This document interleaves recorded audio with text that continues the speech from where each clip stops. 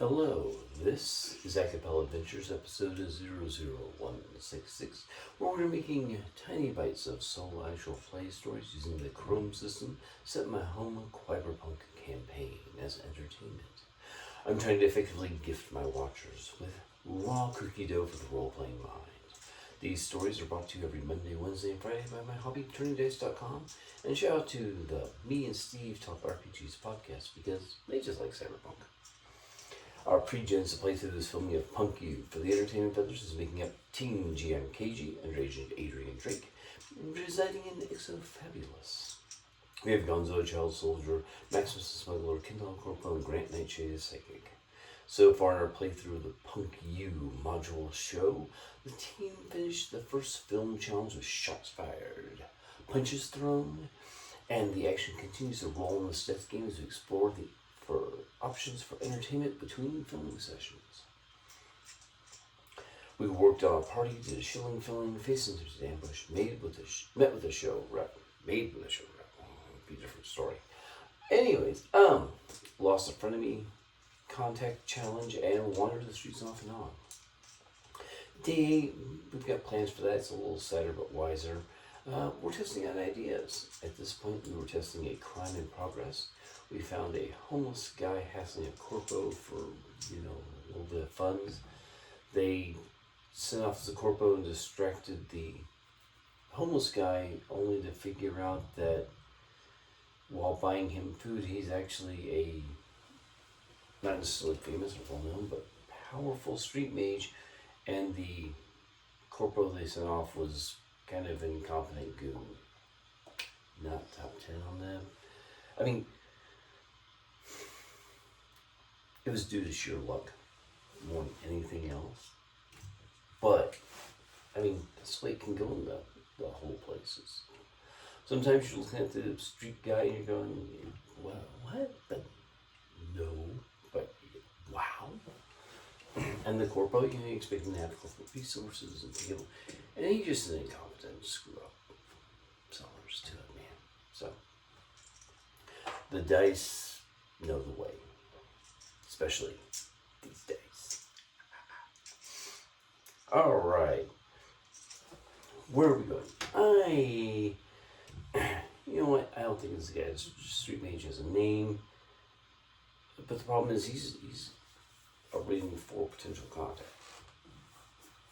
Yeah, they want to work with him, but okay.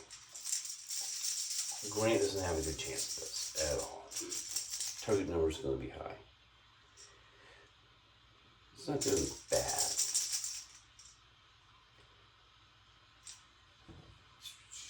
Says a 31.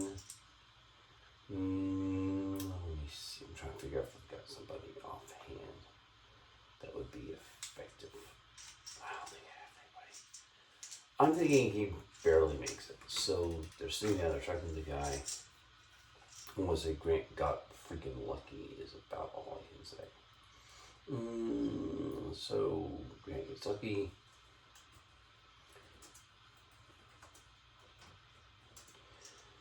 And he can read this guy a little bit. Alright, so when you're using this spell, you get lists of information potentially. And I've got a lot of stuff scrolled up there. So he beat the mystic defense. Per 2 minutes he can converse with the guy, and the guy doesn't have anything to do at the moment. And you come up with like a time frame for him. Okay, so basically we'll use 3d10, higher is better. 861, so that's a 15 straight on even. What do you think? 30-minute lunch? 30-minute lunch. Yeah, do that. Alright, 30-minute lunch, you can get 15 factoids off the guy. We're probably gonna go X3 on the roll and rank. We know it's a couple mystic rolls because he's a street mage. He probably has like some sort of survivalist, mystic guy. Treasure target was if I have rejuvenation treatments. I don't think we care about that. He seems to be doing okay. Any one of the target's attributes, including derived attributes, maybe. Political and or corporate affiliation, if any. And locations, you know, political corp.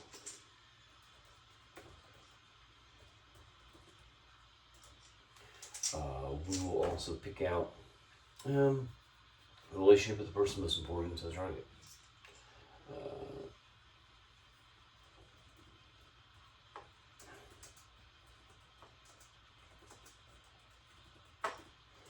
You know, it's kind of a weird place to start, but it's an investigation thing, so it's not necessarily a bad choice. One more description of how the target views the psychic. I don't think we care at this point. Later on, maybe, yeah, they could be important.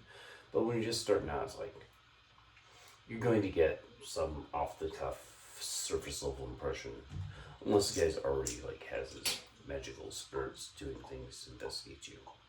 Could happen, not necessarily true, but it's possible. A couple more items. Yeah, you know, we could probably go for like, let's see, we've got 5. We could go for like 10 attributes.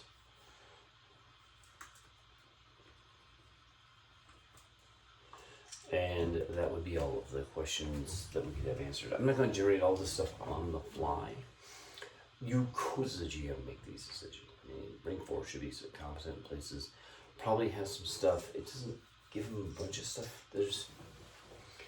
There's more powerful psychic abilities that basically you buy, and they work the same, and they eat up the same the same mystic resource sort of thingy. So you basically are improving your spell in the psychic class. Not 100% happy with that, but I can see where he's coming from. It's where you get better at doing things. It's understandable. Alright, anything else? I don't think there's much else to do here. They're going to talk to the guy. They're going to find out his name. They're going to find out, you know, all these things I could have generated previously had I been doing my due diligence as a DM. But I have no one to blame but myself. And that's the thing about solo role-playing, is that you just have to blame yourself. And just like, I did it all night, or I didn't do it all, and you'll find out. Alright. Let's talk about Kwaiberpunk a little bit. Kwaiberpunk's cute punk. Alright, we've got, you know, Kwaimiddle going on right now, you know. Hey, look, if you're going to fight the corporate world, the one thing maybe they can't easily take away from you might be how cute you are. Let's go for it, right? So, sweet, cute, yay! And have fun with the art. You know, I love Cyberpunk is like dark and mysterious and glowing things and neon and stuff like that. It's like, hey, let's have fun. Let's make it more interesting than dark and gritty. Okay? Talk to you later. Have fun. Bye-bye.